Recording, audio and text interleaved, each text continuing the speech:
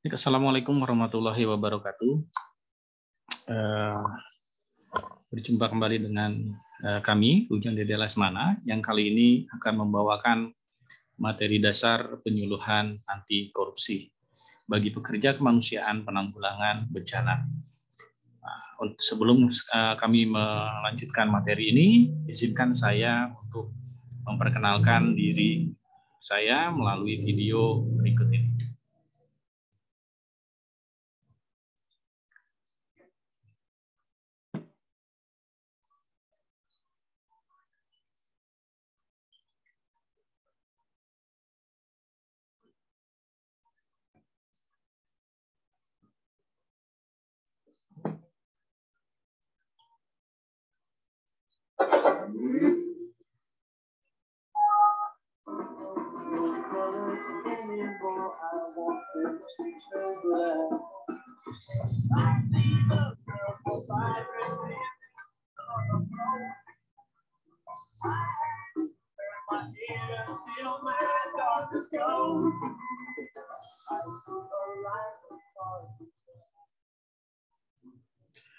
Nah, itu teman-teman sekilas tentang saya. Saya akan coba lanjut ke materi selanjutnya, yaitu tentang safety briefing. Teman-teman, saya akan menyampaikan safety briefing dalam dua kondisi, yaitu yang pertama bagi teman-teman yang online dan teman-teman yang offline itu ada sedikit perbedaan mengenai protokol K3, protokol kesehatan di saat COVID-19 ini. Di antaranya adalah untuk yang offline, yang teman-teman yang sedang offline kali ini, itu ingat untuk tidak berkerumun, menjaga jarak seperti saat ini, teman-teman menduduki tempat yang sudah diatur. Ya, nanti juga pada saat istirahat, misalnya pada saat kopi, ya ambil snack, itu tolong dijaga jaraknya. Ya paling tidak teman-teman bisa menggunakan tangan. Kalau seandainya masih tersentuh, itu artinya terlalu dekat. Ya, jadi nanti teman-teman bisa mengaturnya. Terus kemudian menjaga kebersihan tangan.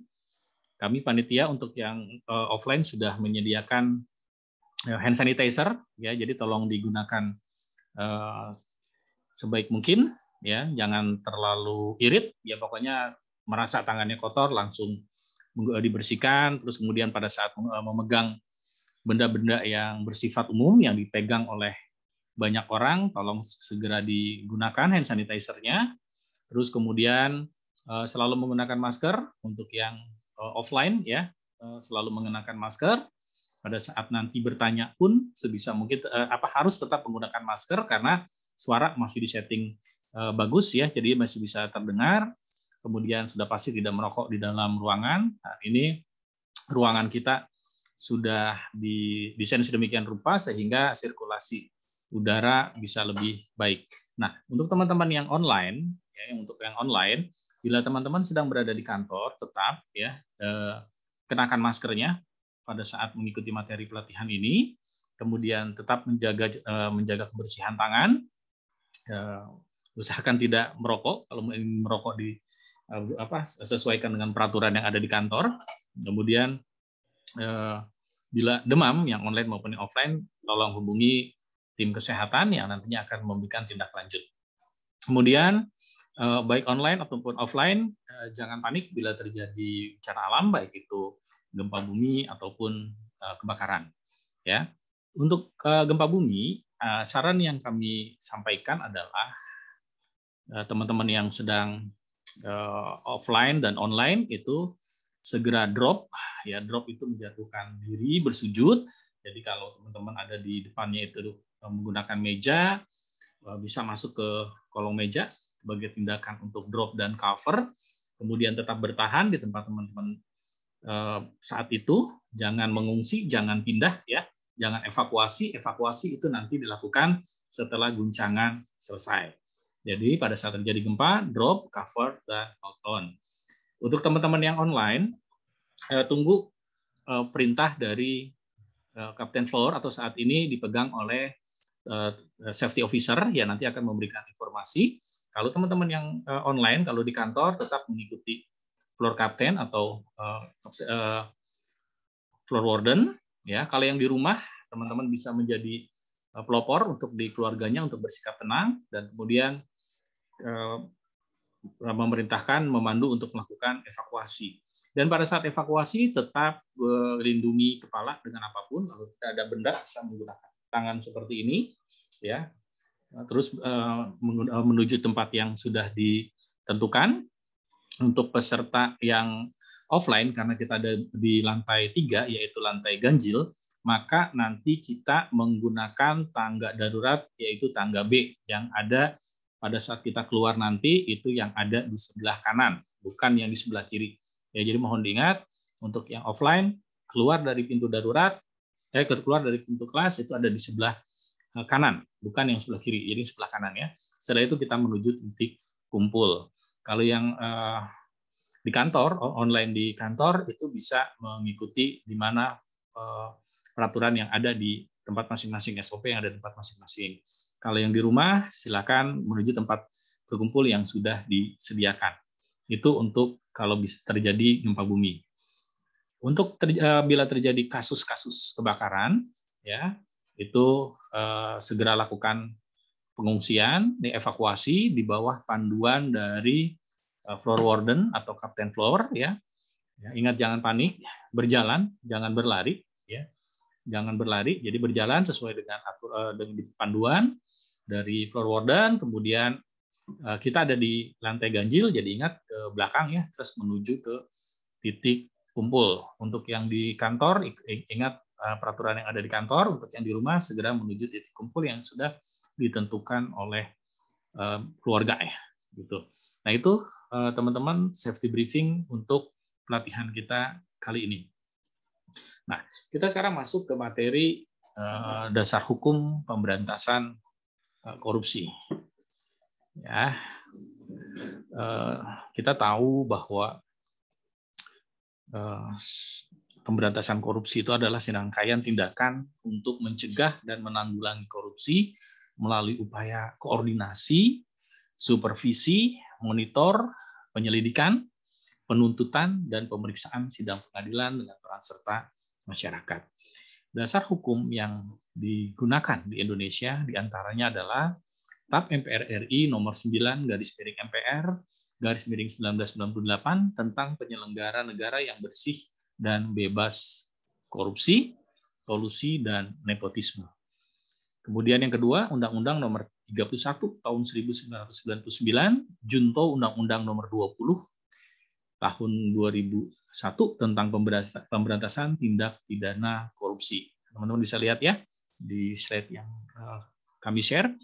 Kemudian yang ketiga, itu ada Undang-Undang nomor 30 tahun 2002, Junto Undang-Undang nomor 19 tahun 2019 tentang Komisi Pemberantasan Tindak Pidana Korupsi atau KPK. Kemudian yang keempat itu Undang-Undang nomor 15 tahun 2002 tentang tindak pidana pencucian uang. Yang kelima itu Peraturan Pemerintah nomor 71 tahun 2000 tentang tata cara pelaksanaan peran serta masyarakat dan pemberian penghargaan dalam pencegahan dan pemberantasan tindak pidana korupsi. Jadi kalau kita lihat di sini dasar hukumnya itu ada yang bersifat bagaimana kita mendapatkan penghargaan sebagai masyarakat, ya, peran serta masyarakat dan juga penghargaan. Jadi tidak hanya mencari ada aspek kesalahan atau tidak, ya, tetapi juga ada penghargaan di sini. Ya, nah ini dasar hukum. Selanjutnya ini kita lihat tentang pengertian korupsi. Ya, tentang pengertian korupsi. Ini adalah sebuah istilah ya dari bahasa Latin yang asalnya dalam bahasa Latin itu adalah corruptio, dari kata kerja corrumper yang bermakna busuk, rusak, menggoyahkan, memutar balik, kemudian menyogok. Nah, ini adalah pengertian dasar dari istilah bahasa Latinnya. Kemudian menurut Jeremy Pope, korupsi sebagian besar melibatkan dua faktor. Ya, jadi melibatkan dua faktor, yaitu pemerintah dan sektor swasta, Ya, jadi pemerintah dan sektor swasta dan juga masyarakat sipil yang menjadi korban. Ya, jadi ada dua aktor nih di sini. Pemerintah dan sektor swasta, kemudian masyarakat sipil seperti kita-kita ini yang nantinya bisa menjadi korban. Misalnya pada saat korupsi pembangunan sebuah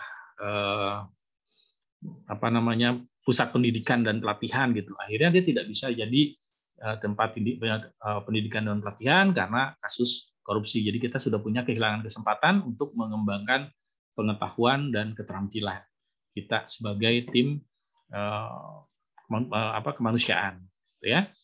Nah, ini menurut Donald R. Creasy tahun 1950 itu tentang korupsi itu ada yang namanya fraud triangle. Ya, fraud triangle itu terdiri dari ada yang namanya pressure, ada yang namanya opportunity, ada yang namanya rasionalisasi. Apa sih maksud dari pressure, opportunity, dan rationalization? Oke. Pressure itu maksudnya adalah adanya tekanan, baik itu internal, misalnya personal, instansi juga. Jadi tekanan bagaimana ini kok kita tidak bisa menyelesaikan masalah ini. Ini kenapa? Terus kemudian ya sudah ambil lakukan penunjukan langsung misalnya. Seharusnya ini adalah melalui tender misalnya, tapi ini melalui penunjukan langsung. Nah, ini salah, ya. Maupun dari eksternal, ya, dari pihak luar yang sudah menuntut ingin segera dilakukan atau segera ini kok jelek kinerjanya dan seterusnya. Akhirnya kita tertekan dan akhirnya bisa melakukan tindakan fraud. Kemudian opportunity itu adalah kesempatan. Nah, kesempatan ini akan lebih buruk lagi kalau sistemnya lemah. Sistem di mana tempat kita berada itu lemah. Ingat ya, lembaga kemanusiaan pun itu punya risiko untuk terjadinya fraud ini. Ya. Terus kemudian rationalization itu adalah pembenaran atas perlakuan yang dilakukan, dan ini berbahaya sekali. Jadi misalnya di suatu tempat dianggap bahwa ini kan sudah biasa, pemberian gratifikasi sudah biasa, pemberian pemberian tanda mata itu sudah biasa gitu ya, dalam tanda kutip ya, tanda mata tersebut. Nah, ini yang bisa mempengaruhi terjadinya fraud. Jadi disebut dengan fraud triangle. Ini kita lanjut. Nah, ini adalah beberapa tindak pidana korupsi menurut Undang-Undang 31 tahun 1999, junto Undang-Undang nomor 20 tahun 2001. Nah, kita sebagai pekerja kemanusiaan itu juga harus hati-hati ya, karena bisa terjebak juga dengan tindakan-tindakan seperti ini. Ya, diantaranya satu adalah gratifikasi, ya, gratifikasi, kemudian ini pemberian sesuatu gitu ya. Terus kemudian suap menyuap, penggelapan dalam jabatan. Jadi kita menggelapkan apa yang sesuai dengan jabatan yang kita emban. Kemudian adanya pemerasan, adanya perbuatan curang, dan juga adanya benturan kepentingan dalam pengadaan. Nah, ini yang perlu hati-hati. Ya, benturan kepentingan dalam pengadaan ini bisa akhirnya terjebak dengan penunjukan langsung misalnya. Dalam hal penanggulangan bencana, itu pada saat masa tanggap darurat itu penunjukan langsung diperbolehkan, tetapi hati-hati. Begitu masuk di fase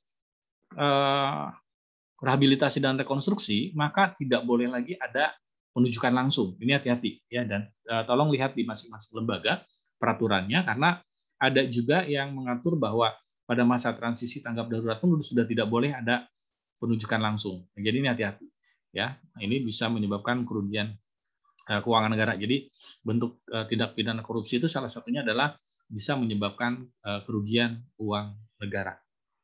Ini contoh-contoh dari tindak pidana korupsi yang sebetulnya berjumlah 30 bentuk tindak pidana korupsi. Nah, ini ya contoh-contohnya, ini ada masyarakat atau pengusaha itu melakukan penyuapan. Ini jadi penerima atau pemberi aktif transaksional nih. Ya, karena masyarakatnya atau pengusahanya bisa mendapatkan sesuatu, si aparatur negara juga bisa mendapatkan sesuatu. Kemudian bisa juga yang namanya gratifikasi. Kalau gratifikasi itu dia menerima pasif. Bisa jadi memang dia si aparatur negara ini tidak meminta, gitu ya. Jadi tidak ada ini, tapi dia si pengusaha atau masyarakat ini memberikan gratifikasi, memberikan sesuatu. Dia menjadi penerima pasif, gitu ya.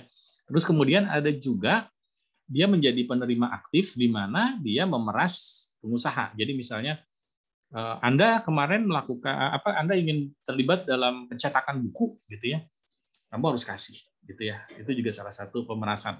Kalau kamu nggak kasih sekian persen dalam setiap bukunya, maka nggak dimenangkan, gitu ya. Nah, ini juga merupakan sebuah pemerasan di mana masyarakat atau pengusaha itu dipaksa untuk mengikuti apa yang diinginkan oleh si pegawai negeri yang melakukan tindak pidana korupsi ini. Ya, nah ini dampak-dampak korupsi, ya, itu terhadap ekonomi, itu menghambat pertumbuhan, ya, menghambat pertumbuhan ekonomi, menurunkan tingkat investasi, jadi tidak ada kepercayaan juga, investasi juga akhirnya menjadi turun, kemudian menambah beban transaksi, sarana dan prasarana berkualitas rendah, kita lihat itu banyak jalan-jalan misalnya yang mutu aspalnya menjadi buruk, menjadi jelek, tidak sesuai dengan spek, membangun sarana olahraga misalnya, itu ternyata jalannya yang sudah disiapkan itu menggunakan kualitas yang rendah.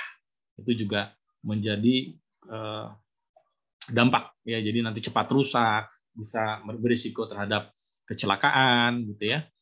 Kemudian juga salah satu dampak korupsi adalah meningkatkan ketimpangan dan kemiskinan. Kalau terkait dengan budaya, dampak korupsi diantaranya adalah itu berpengaruh buruk terhadap perilaku masyarakat, karena masyarakat jadinya nanti bisa terpengaruh bahwa hal-hal yang negatif tersebut menjadi sesuatu yang biasa saja. Kemudian juga menjadi tidak disiplin dan tidak patuh terhadap peraturan, karena merasa bahwa sesuatu itu bisa dibeli, sesuatu itu bisa diselesaikan dengan uang, gitu ya. Kemudian juga dampak lainnya menurunkan tingkat kebahagiaan masyarakat. Salah satu tingkat kebahagiaan masyarakat, misalnya kita bisa melihat daerah-daerah yang kepala daerahnya terlibat dalam korupsi, itu banyak jalan-jalan sarana umum yang tidak baik, atau daerah-daerah yang masih terisolir. Seperti itu, dan itu mempengaruhi semuanya, mempengaruhi biaya sosial. Ya. Ini biaya sosial korupsi, itu biaya yang eksplisit, itu adalah nilai finansial dari uang yang dikorupsi itu sendiri.